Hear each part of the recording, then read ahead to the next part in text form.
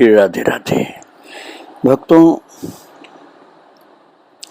ठाकुर जी के सेवक जो हैं, पार्षद, भक्त, चिरजीवी लोग, वो कितने कोई नहीं बता सकता।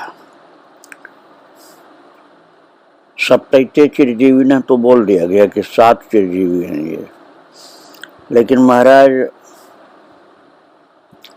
उनमें देवर्षि नारद जी का नाम नहीं आता है, कितने ऋषियों मुनियों का नाम नहीं आता है। और आपको आश्चर्य होगा कि महान सिद्ध पुरुषों ने, योगियों ने अंतरिक्ष में न जाने कितने अमर अर्थात चिरजीवियों को देखा है। और राम मंगल दास जी महाराज ऐसे ही महापुरुष थे जिनके सम्मुख पता नहीं कितने अमर संत प्रकट होते थे, अजर अमर संत। कुछ तो होते हैं जो एक युग के लिए, जैसे कलयुग के अंत तक के लिए, और कुछ होते हैं चारों युग के लिए, और कुछ होते हैं महाराज कबहू काल न व्यापी तो ही सुमरे भजस निरंतर मोही। काकभूषुंडी जी के लिए भगवान ने कहा कभी भी तुम्हें काल व्यापेगा नहीं, कोई भी युग आए, कोई भी कल्प आए। और 7 चिरजीवियों में काकभूषुंडी का भी नाम नहीं है। तो अनंत संत हैं, अनंत अजर अमर चिरजीवी हैं। हम सबको तो जान ही नहीं सकते। जितने को हम जानते हैं या सुनते हैं, उन्हीं से हमारा कल्याण हो जाता है। उनको हम नमन करें, उनके चरित्रों को सुने, समझें, उससे शिक्षा प्राप्त करें। भक्तमाल में नाभादास जी के समय तक के लगभग सभी संतों का महान चरित्र वर्णन किया गया है। अब भक्तमाल की रचना हुई थी नाभादास जी महाराज जी के द्वारा, तुलसीदास जी के समकालीन थे वे, तो आप समझ लीजिए 450 वर्ष व्यतीत हो चुके। उसके बाद भी तो बहुत संत हुए, आज भी हैं, आगे भी होंगे।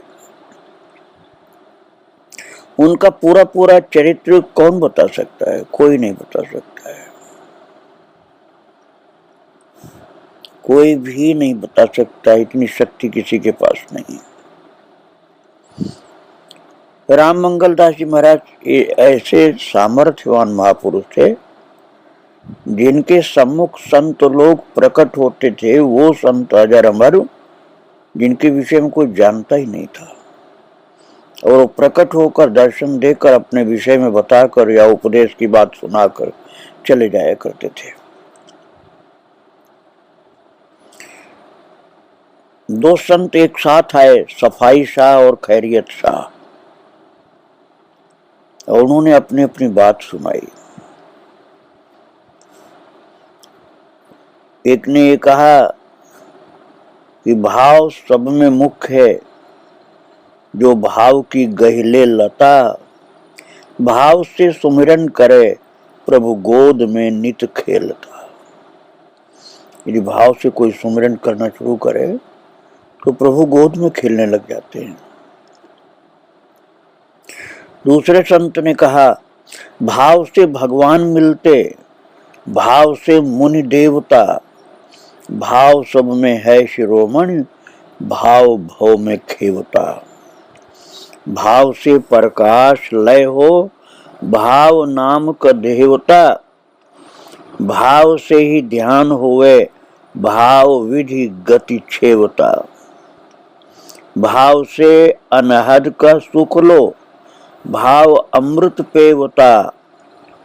भाव सतगुरु करि के जानो, भाव भव के लेवता। समय समय पर बहुत से संत महाराज जी के सम्मुख प्रकट होते थे। अब जो अभी मैंने जो दो संतों की बात सुनाई आपको। उन दोनों ने भाव को ही मुख्य बताया, भाव से ही सब प्राप्त हो जाएगा। बहुत से भक्त लोग, संत लोग ठाकुर जी के श्री विग्रह के माध्यम से उनकी पूजा करते हैं। आप ये मत समझना कि मूर्ति पूजा करते हो, भगवान की पूजा करते हैं। उनको मूर्ति में ठाकुर जी दिखलाई पड़ते हैं, अथवा ठाकुर जी ही मूर्ति बन के बैठे हैं ये दिखलाई पड़ते हैं। भगवान किसको किस रूप में उस श्री विग्रह में दिखेंगे ये कोई जान नहीं सकता है।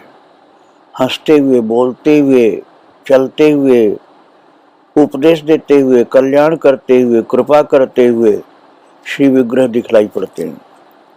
लेकिन जो नहीं जानता है तो अज्ञानी होता है, वो क्या कर देता है, अरे मूर्ति पूजा से क्या होगा। ये पूरे के पूरे जो अज्ञानी होते हैं इस विषय में, वो ऐसी बात करते हैं। एक बार ये चर्चा हो रही थी महाराज जी के सम्मुख, सन 72 की बात है। तो महाराज श्री राम मंगल दास जी ने कहा कि कितने तो मूर्ति का पूजन करते हैं और कितने खंडन करते हैं।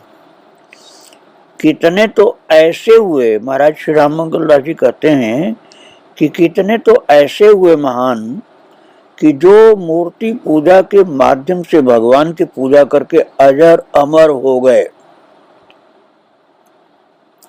सब भजन का सांगो पांग जान गए। जब जर्रा जर्रा में भी भगवान है तो मूर्ति में क्या वो भगवान नहीं है? मूर्ति क्या सर्वत्र से बाहर है? अरे जब हर व्यापक सर्वत्र समाना तो मूर्ति में क्यों नहीं है? राम मंगल दास जी महाराज ने कहा बेकार में लड़ाई झगड़ा करते हैं। अरे जो मूर्ति पूजा का खंडन करते हुए अज्ञानी है। राम मंगल जी का शब्द मैं बता रहा हूँ। तो राम मंगल दास जी महाराज ने कहा था कि जो मूर्ति पूजा का खंडन करते हुए अज्ञानी है, उनके अंदर अज्ञान भरा हुआ है, इसलिए वो जानते नहीं है। महाराज जी कहते थे समय, श्वासा और शरीर भगवान का है, उन्हीं के हिसाब से चलता है। अपने मौज में महाराज जी आनंद विभोर रहते हुए एक बार स्लेट पर लिखे थे। उस समय मौन थे तो स्लेट पर लिखते थे। उन्होंने लिखा समय, श्वासा और शरीर भगवान का है, वो तुम स्वतंत्र नहीं हो उसको अपने हिसाब से चलाने के लिए। न समय तुम्हारे हिसाब से चलेगा, न श्वास तुम्हारे हिसाब से चलेगा, न शरीर तुम्हारे हिसाब से चलेगा। ये भगवान का दिया हुआ है। हम अपना मानकर बैठ गए, यही अज्ञान है। शरीर परमार्थ परस्वार्थ के लिए भगवान ने दिया है। इससे परमार्थ कर लो, परस्वार्थ कर लो। और कल मैं आपको बतला रहा था परमार्थ और परस्वार्थ की बात। महाराज जी ने कहा था कि भजन के दो दल हैं, परमार्थ और परस्वार्थ। पूजन, पाठ, जप, कथा और कीर्तन करना और सुनना, ये सब परमार्थ है। और जीवों पर दया करना परस्वार्थ है। ये दोनों दल लेकर के साथ में साधक को चलना चाहिए। ये परमार्थ और परस्वार्थ की बात महाराज जी बताया करते थे। राम मंगल दास जी महाराज जी कितने अनुभवी थे, कितने सिद्ध पुरुष थे, वो समझ में जल्दी नहीं आ सकता है। उनको सब प्रत्यक्ष दिखता था। महाराज जी कहते थे तुम्हारे जीवन में जो अहंकार है वही रावण है। उसको मारने के लिए राम जी को जाना पड़ता है। अहंकार है जो तुम्हारे अंदर, वही रावण है। और कपट जो है, सबसे कपट करते वही मारीच है। ये रावण और मारीच ये बाधा डाल रहे हैं। अर्थात अहंकार और कपट। आयु बीती जा रही है, इसका ख्याल नहीं आता किसी को कि आयु का धन चला जा रहा है, बाद में क्या करोगे, पछताना रह जाएगा केवल। मन पछताई है अवसर बीते। महाराज जी कहते थे अपने मरने पर ही नरक स्वर्ग देखना होगा, इसलिए अपना ख्याल पहले करो। एक बात और कहते थे कि खराब ग्रह भी बुद्धि पर कब्जा किए हैं, मनुष्य क्या करें। इसी चक्कर में मौत और भगवान को भूला रहता है।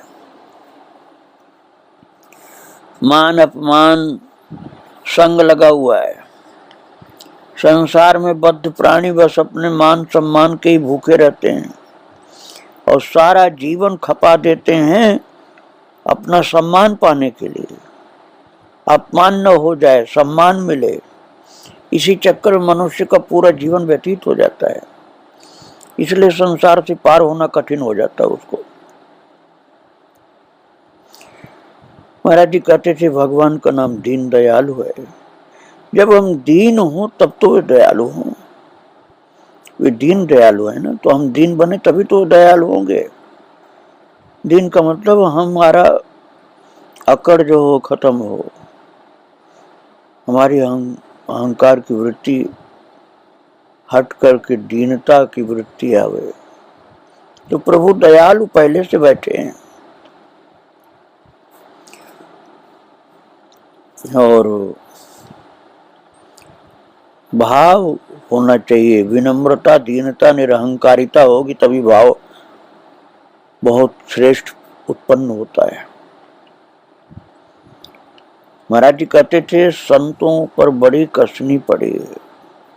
कसनी अर्थात साधना। उनका कहना था कि निंदक लोग बहुत प्रचार किए संतों का, गलत प्रचार। निंदा करने वाले लोगों ने पता नहीं क्या रस मिलता निंदा करने वालों को कि रात दिन संतों का झूठा गलत प्रचार करते हैं। लेकिन वो संत कभी क्रोध नहीं करते जो महान होते हैं। वो किसी की इन बातों को सुनते नहीं, वो अपने भक्ति में लगे रहते हैं। और बेनी माधवदास जी महाराज जो राम मंगल दास जी के गुरुदेव थे, उन्होंने एक बार बताया था कि बोलने की जरूरत नहीं है, न झगड़े की जरूरत है, दीनता और शांति की जरूरत है। बोलने की जरूरत नहीं है, न झगड़े की जरूरत है, दीनता और शांति की जरूरत है। न मान की जरूरत है, न अपमान की जरूरत है, न क्रोध की जरूरत है। तब भजन आपे आप हो जाता है। न पूछने की है, न जपने की है, अपने आप होने लग जाता है। बस सावधान हो जाओ तुम। सावधान जहां तुम हुए तहां भजन प्रारंभ हो जाता है। यहां तक उन्होंने कह दिया था एक बार कि साधु हो तो दिखावा की जरूरत नहीं है कि तुम साधु हो, भक्ति में लगे रहो, सेवा धर्म में लगे रहो। भक्ति में लगे रहोगे, सेवा धर्म में लगे रहोगे तो बस आंखी कान खुल जाते हैं। आंख और कान उसके खुल जाते हैं जो भक्ति में और सेवा में दोनों में लगा रहता है। और एक साधु आए थे बलिया जिले के महाराज जी के पास, 65 साल के थे वो। तो उस समय महाराज जी ने लिख कर दिया था कि तुम अपने जीवन को सेवा और भक्ति में बना दो तो लाभ ही लाभ होगा, हानि कुछ नहीं होगी। कोई तुमको गाली दे तब भी नहीं बोलो, मारे तब भी चुप बैठे रहो। मन साधु हो जाना चाहिए, तन साधु होने से गति नहीं होगी, मन को साधु बना लो। घूर हो जाना पड़ता है, महाराज जी ऐसा कहते थे। भक्तों, कई लोग साधु का वेश धारण करने के बाद ये चाहते हैं कि सब बहुत पूजा करें उनकी, किंतु राम मंगल दास जी महाराज कहते थे कि घूर हो जाना पड़ता है। घूर मतलब कूड़ा कचरा जहाँ इकट्ठा होता है उसको घूर बोलते हैं। तो ऐसा घूर हो जाना पड़ता है। कोई कुछ भी कहे, कितना भी सताए, कितना भी बुराई कहे, डांटे फटकारे गाली दे, सब सब सब सहन कर जाओ, तब साधु समझा जाता है। इसलिए महाराज जी कहते थे साधु होना बड़ा कठिन है।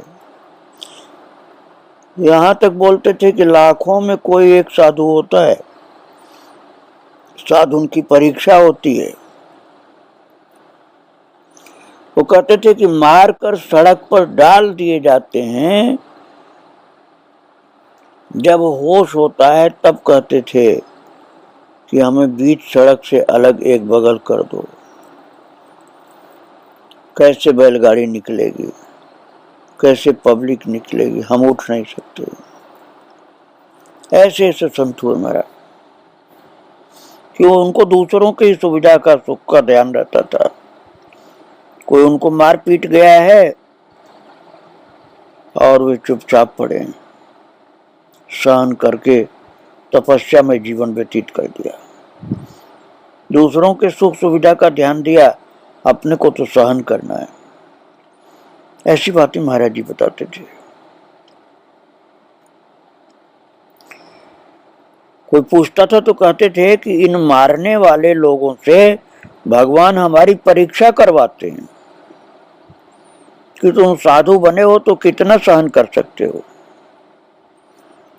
राम मंगल दास जी महाराज ये नहीं कहते थे कि मारने वाला बहुत गलत है, वो कहते थे भगवान हमारी परीक्षा ले रहे हैं, ऐसा साधु को सोचना चाहिए। कहते थे मारने वालों के आंखी कान नहीं खुले हैं, इसलिए उनको दया नहीं है, वो क्या जाने कि कौन साधु है।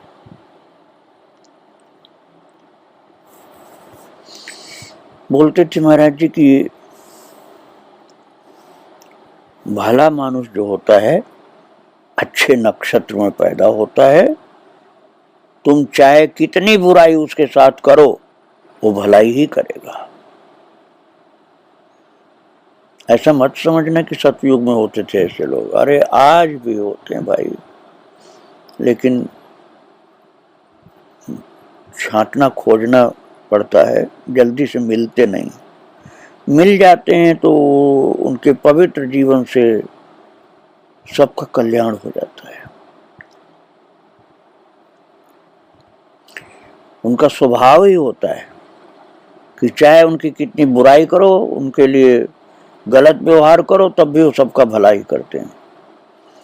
और बुरा मानुष जो होता है बुरे नक्षत्र में पैदा होता है, तुम उसके साथ भलाई करो तब भी वो तुम्हारी बुराई ही करेगा।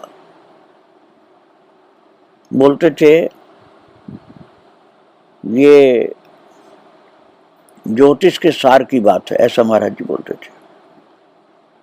उनका कहना था कि भला मानुष जिसके दरवाजे जाता था और एक गिलास पानी पीता था तो जीवन भर उसका उपकार मानता था कि हमने इनके यहाँ एक गिलास पानी पिया। और दूसरा ऐसा भी होता है कि तुम उसके लिए चाहे अपने शरीर के टुकड़े टुकड़े करके भेंट कर दो, लेकिन वो कभी उपकार नहीं मानता। हमको तो महान पुरुष जो होते हैं संत, उन्हीं को देखना है, ऐसा जीवन बनाना अपना। और महाराज जी बोलते थे कि वो जो उपकार के स्वभाव से भरपूर होता है, वो जिसने एक गिलास पानी पिलाया था उसका जिंदगी भर उपकार मानता है। उसके संकट में जहां तक उससे बनता है शरीक्र हो जाता है, उसकी अंत में बड़ी ऊंची गति होती है। महाराज जी कहते हैं ये भी भजन की एक शाखा है, कृतज्ञता। कृतज्ञता नहीं होनी चाहिए जीवन में, कृतज्ञ रहना चाहिए। वो बोलते थे कि बुरा मानुष वो होता ना जिसकी पतरी में खाता है उसकी छेद करता है, जिस डाल पर बैठता है उसी डाल को काटता है, जो उसकी खातिर करता है उसके साथ वो घात करता है। महाराज जी राम मंगल दास जी कहते थे ऐसे व्यक्ति को घोर नरक होता है, इसलिए ऐसा कार्य नहीं होना चाहिए। वो बोलते थे कि आगे जो लोग यात्रा को जाते थे उनको लोग गरीब बनकर के ठगते थे, हमें आटा दाल चावल थोड़ा मिल जाता, हम कई दिन के भूखे हैं, तो लोग दया बस दे देते थे, और सामान के साथ नमक दें तो कहते थे नमक हमारे पास है, नहीं लेते। जब नमक न होता तो लेते, पर फिर उसे न ठगते थे। उनका कहना यह था कि नमक आने पर उस व्यक्ति को लगता था कि हमने नमक इनसे लिया है तो इनको ठगा नहीं। ये पुरानी बातें हैं भक्तों, उनका ठगना भगवान माफ कर देते हैं। अब तो ऐसे जीव बहुत कम है जो दूसरों की हानि करते हैं, वो भगवान और मौत को भूले हुए हैं, और जो दूसरों को इस तरह से हमेशा सताया करते हैं, भगवान को भूले हैं, अपनी मौत को भूले हैं, वो नरक में चले जाते हैं। इसलिए किसी को भी धोखा देना, ठगना, सताना कभी भी उचित नहीं हो सकता है, नरक में जाने का रास्ता है। कभी किसी को धोखा नहीं देना चाहिए, ठगना नहीं चाहिए। एक बार तो महाराज जी ने बताया कि सब बदला चुकाना पड़ता है, जो किसी के साथ करोगे गलत। अरे वो तो उदाहरण में भगवान का भी नाम ले लेते थे, ठाकुर जी का। कहते थे कि भगवान ने बाली को मारा था राम जी ने, तो द्वापर में भील बया और कृष्ण भगवान को मारा। भले ही उसके बाण से भगवान को चोट न लगी हो, लेकिन उस नियम का पालन कर लिया ठाकुर जी ने कि भैया मैंने तुझको बाण मारा था, चल तूने भी मार दिया, अब मैं तेरे बाण से तो नहीं मरूंगा, लेकिन उस कर्म के नियम को मैंने स्वीकार कर लिया। इसी तरह से भीष्म जी ने पिछले 101वें जन्म में एक सांप को लाठी मारा था, वो अधमरा हो गया, उसे उठा करके बबूल के कांटे पर फेंक दिया, उसके कांटे शरीर में बिछ गए। वो महाराज जी तो बताते थे 52 दिन, कहीं 42 दिन भी ऐसा लिखा हुआ। इतने दिन फटक फटक के तब मरा, और वही सजा भीष्म को मिली। ऐसा 101 में पुराने जन्म में देखा था उन्होंने, भगवान कृष्ण की कृपा से देखा था, क्योंकि उनको 100 जन्म तक की याद आई थी। 101वें जन्म की बात भगवान ने स्पर्श करके याद कराया था कि ऐसा तुमसे हुआ था पाप, सांप को मारा था, अधमरा हो गया तो उठा करके बबूल के कांटे पर फेंक दिया। इसी तरह तुम बबूल के कांटे की जगह शरसैया पर हो।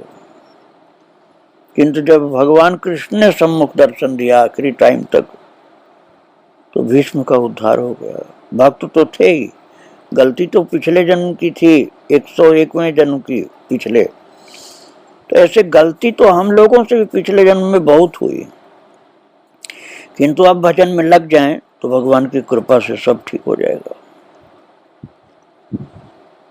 और राम मंगल दास जी महाराज कहते थे कि 52 दिन तक शरसैया पर भीष्म पितामह पड़े रहे। और कर्मों के विषय में इस प्रकार महाराज जी बताया करते थे। राजा चित्रकेतु की कथा आती भागवत जी में, तो उस विषय में महाराज जी कहते थे कि राजा चित्रकेतु के भंडार में एक कंडा में, जो गोबर का कंडा होता है, 400 चींटी के अंडे जले, वही 400 रानी हुई। अब आप ये समझिए कि वो कंडा जो जला गया था ना, वो भगवान के भोग के लिए कंडा जला था, तो भगवान की सेवा में अर्पित हो गई थी वो चींटी, अनजान में जल गई थी। तो वो सबकी सब रानी हुई और वही राजा चित्रकेतु को ब्याही गई। राजा बीमार हुए तो सब ने मिल करके राजा को जहर दे दिया। ये कर्म भूमि है जो भोग सुखोगे। भक्तों, भागवत जी में कथा विस्तार से वर्णित है। वो पुत्र जो पैदा होने को था, पैदा हुआ भी था, वो रानियों ने ही मिल करके जहर दे के मार दिया था, उसकी बात है। चित्रकेतु को मारने की बात नहीं है। चित्रकेतु का बेटा जो हुआ था उसको रानियों ने इस प्रकार से मिल के मार दिया था, जो पिछले जन्म में चींटी थी, और वो बेटा जब बना हुआ है वो उसने उस कंडा को जला दिया था जिसमें चींटियां जल गई थी। तो जली हुई चींटियां रानी बन गई और उन्होंने इसको मार दिया। तो ये कथाएं जो हैं ये बताती हैं कि हमारे कर्मों का फल हमको मिलता है। हाँ, यदि भक्ति में लग जाएं तो भगवान माफ करते हैं और कल्याण कर देते हैं, उद्धार कर देते हैं। ये अनंत हैं कर्म फल की बातें, इनको कहाँ तक कोई बता सकता है। महाराज जी के चरित्र की बातें आगे आपको और सुनाऊंगा। आज उनको प्रणाम करके यहीं विराम दे रहा हूँ। श्री राधे राधे, जय श्री राधे।